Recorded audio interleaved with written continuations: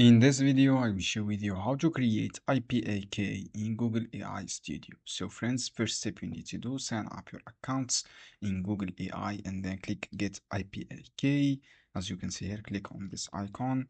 After that, you will see this page. When you click this one, click I'm going to delete my IPA. Just wait. From here, friends, click create this one. Write your names. As you can see here, choose this name. After that, select your project from here. If you want to import project, you can click this one. I use from quick note, click create one.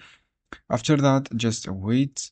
From here, as you can see here, my IPA was created. This is my number, and this is project name, and this is my IPA.